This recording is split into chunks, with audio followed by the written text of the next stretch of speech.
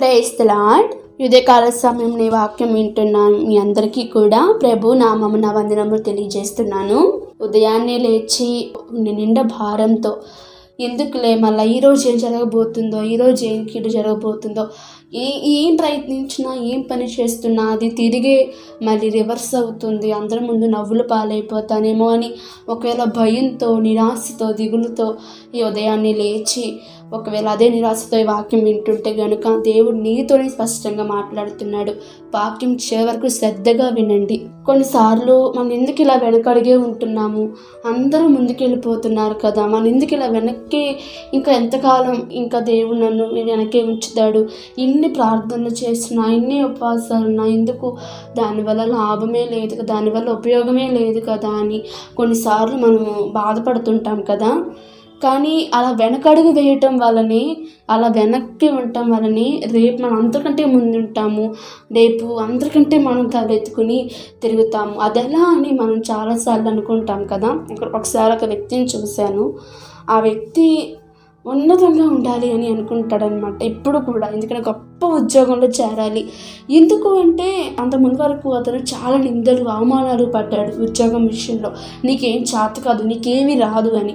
అందుకని అలాంటి వాళ్ళ ముందు చిన్న ఉద్యోగం చేస్తే ఎలా, పెద్ద ఉద్యోగం చేస్తేనే కదా వాళ్ళకి సమాధానం దొరుకుతుంది. కొన్నిసార్లు మన లైఫ్లో కూడా అంతే.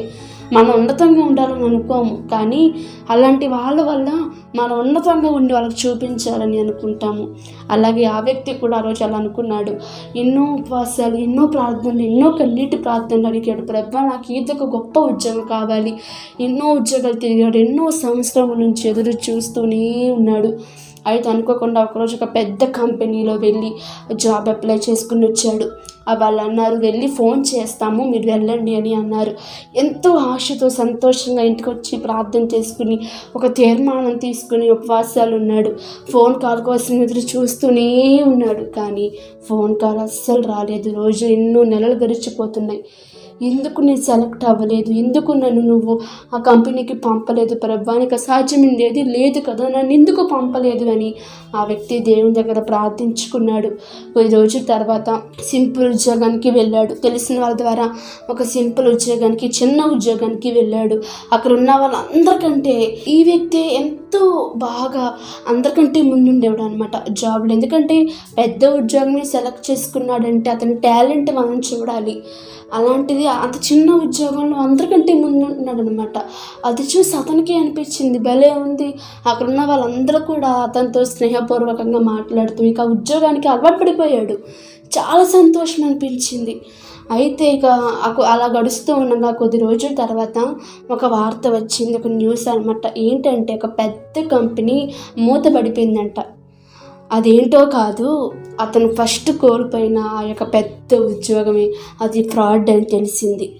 ఒక్కసారిగా కంటతడి పెట్టుకుని దేవునికి థ్యాంక్స్ చెప్పుకున్నాడు. ఎందుకంటే ఆ కంపెనీ నుంచి అతన్ని దేవుడు రక్షించాడు, లేదంటే ఈరోజు ఇంకా అందరి ముందు నవ్వులు పాలైపోయేవాడు అని సంతోషంగా దేవునికి థ్యాంక్స్ చెప్పుకున్నాడు.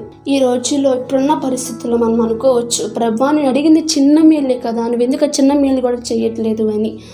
కానీ మనం అడిగింది చిన్నదైనా పెద్దదైనా ఏదైనా కూడా దాని తర్వాత మాత్రం ప్రాబ్లం రాదని గ్యారంటీ ఏంటి చెప్పండి? ఎలాంటిదైనా సరే తర్వాత అయినా వస్తుందా కష్టం? అది నిజమైన ఆనందం ఎలా అవుతుంది? ఇప్పుడు అనుకోవచ్చు, బహుశా నేను అందరికంటే వెనకబడి ఉన్నాను, నాకంటే అందరూ ముందెళ్ళిపోతున్నారు, నేను ఎందుకు ఇలా వెనకబడి ఉన్నాను అని. కానీ ఒక్కటి మాత్రం నిజంగా చెప్తాను, ఏంటంటే ఆ ముందు ఉన్న వాళ్ళు ఆ వెనకున్న కష్టాలేంటో వాళ్ళకి తెలియవు. అందుకని ఎప్పటికైనా వాళ్ళు చేసే పొరపాట్లే బట్టి, వాళ్ళు పోగొట్టుకున్న అవకాశాన్ని బట్టి ఎప్పటికైనా వాళ్ళు వెనక్కి వచ్చే అవకాశం ఉంది. కానీ వెనక నుంచి ముందుకు వెళ్తారే, ఎన్నో అనుభవాలు చూసి వెళ్తారే, వాళ్ళు ఎప్పటికీ వెనక్కి రాదు. ఎందుకంటే వాళ్ళ అనుభవాల గుండా వెళ్ళారు కాబట్టి వాళ్ళకి తెలుసు వెనక్కి వెళ్తే కష్టాలు ఉంటాయని. ఇక ముందు నిలదొక్కుని హ్యాపీగా జీవిస్తారు. కొన్నిసార్లు అనుకుంటాము, మనకి దేవుడు ఎందుకు మేలు చేయడు, ఎందుకు జవాబు ఇవ్వడు అని. జవాబు అదేదో దేవుడు చెప్పొచ్చుగా, డైరెక్ట్గా దేవుడు దర్శనాల ద్వారా, వాక్యాల ద్వారా మాట్లాడొచ్చుగా. లోకంలో మన తల్లిదండ్రుల మాటే కానీ, మన హెచ్చరించే స్నేహితుల మాటలే కానీ, మనల్ని బాగుపడమని చెప్పే వాళ్ళ మాటలే మనం విన్నాం. దేవుడి మాట ఏమి వింటాం? చిన్నప్పుడు తల్లిదండ్రులు మనకు అది వద్దంటారు, కానీ మనం ఏడుస్తాం, ఎట్లాగైనా ఏడ్చి తెచ్చుకుంటాం. అప్పుడు తల్లిదండ్రులు మనం చూసి జాలిపడి అది కొనిపిస్తారు, అప్పుడు మనం సంతోషపడతాం. కానీ దేవుడు అలా కాదండి. మనం ఏడ్చినంత మాత్రాన దేవుడు ఇవ్వడు. యెషయా గ్రంథంలో ఇలా ఉంటుంది, 55వ అధ్యాయం 8వ వచనంలో, మీ ఆలోచనలు నా ఆలోచనలు కావు, మీ మార్గము నా మార్గములు కావు అని ఉంటుంది. మనం ఎంత ఏడ్చి ఎంత గేలా కొట్టుకున్నా దేవుడు జరిగించాల్సిందే జరిగిస్తాడు. ఎందుకంటే ఆయనకి తెలుసు మనం ముందు ముందు ముందు అని ముందుకెళ్ళాలని కోరుకుంటున్నావు, కానీ ముందు ఎంత ప్రమాదం ఉంది ఆయనకి తెలుసు.